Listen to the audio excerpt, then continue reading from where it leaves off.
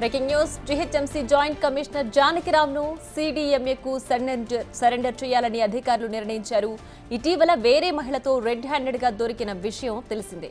దీంతో ఆయనపై వేటు పడే అవకాశాలు ఉన్నాయని, ఆయనపై నమోదైన ఎఫ్ఐఆర్ కాపీ అందితే సీడీఎంఏ అధికారులు సస్పెండ్ చేయనున్నట్లు సమాచారం.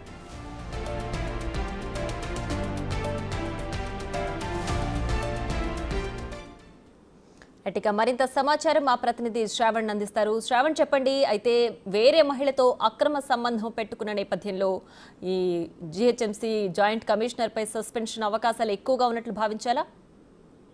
జీహెచ్ఎంసీ జాయింట్ కమిషనర్ గా పనిచేస్తున్న జానకిరామ్ ఇటీవల పోలీసులకు దాని తర్వాత తన భార్యకు ఇతర మహిళతో ఉండగా రెడ్ హ్యాండెడ్ గా దొరికాడు. సో ఈ వార్తలన్నీ కూడా మీడియాలో వైరల్ అవ్వడం, ఆయన మీద ప్రస్తుతం కేసులు నమోదవడంతో జీహెచ్ఎంసీ కమిషనర్ ఈ అంశం పైన సీరియస్ అయ్యి ఆయనను commissioner and director of municipal administration కు సరెండర్ చేసుకున్నట్లు జీహెచ్ఎంసీ కమిషనర్ నిర్ణయం తీసుకున్నారు. ఇప్పటికే ఈ కాపీని కూడా డైరెక్టర్ ఆఫ్ మున్సిపల్ అడ్మినిస్ట్రేషన్ అధికారులకు కూడా ఫార్వర్డ్ చేశారు.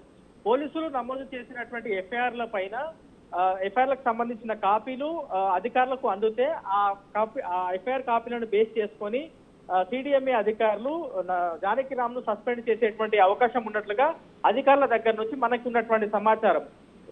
బేసిక్ గా ఒక అధికారి మీద పోలీస్ స్టేషన్ లో కంప్లైంట్ అయినా, లేదంటే 24 గంటల నుంచి 48 గంటల పాటు ఆయన పోలీస్ స్టేషన్ లోనే ఉన్నట్లు పోలీస్ అధికారులు ఆయనని పోలీస్ స్టేషన్ లోనే పెట్టుకున్నట్లు వాళ్ళు రిపోర్ట్ అందిస్తే దాన్ని బేస్ చేసుకొని ఆయనకు సంబంధించిన ఉన్నత అధికారులు దాని మీద యాక్షన్ తీసుకునేటువంటి అవకాశం ఉంటుంది. సో ప్రస్తుతం పోలీసుల దగ్గర నుంచి జీహెచ్ఎంసీ అధికారులకు కానీ లేదా సిడిఎంఏ అధికారులకు కానీ ఎట్లాంటి నోటీస్ రాలేదు కాబట్టి ఇప్పటి వరకు సస్పెండ్ కాలేదు అనేది అధికారుల దగ్గర నుంచి మన దగ్గర ఉన్నటువంటి సమాచారం. సో ఇవాళ సాయంత్రం వరకు ఖచ్చితంగా పోలీసుల దగ్గర నుంచి సిడిఎంఏ అధికారులకు లేదా జీహెచ్ఎంసీ అధికారులకు ఆయన మీద నమోదైనటువంటి కేసులు, ఆయన మీద వచ్చినటువంటి ఆరోపణలు, దాంతో పాటు ఆయన భార్య పెట్టినటువంటి ఏ అంశాల మీద కేసు పెట్టిందో ఇవన్నీ అంశాలు కూడా బేస్ చేసుకొని ఎఫ్ఐఆర్ కాపీని పోలీసులు సిడిఎంఏ అధికారులకు పంపించేటువంటి అవకాశం ఉంది. ఒక్కసారి ఆ కాపీ రిసీవ్ చేసుకున్న తర్వాత సిడిఎంఏ అధికారులు ఖచ్చితంగా ఈయన మీద క్రమశిక్షణ చర్యలతో పాటు సస్పెండ్ కూడా చేసేటువంటి అవకాశం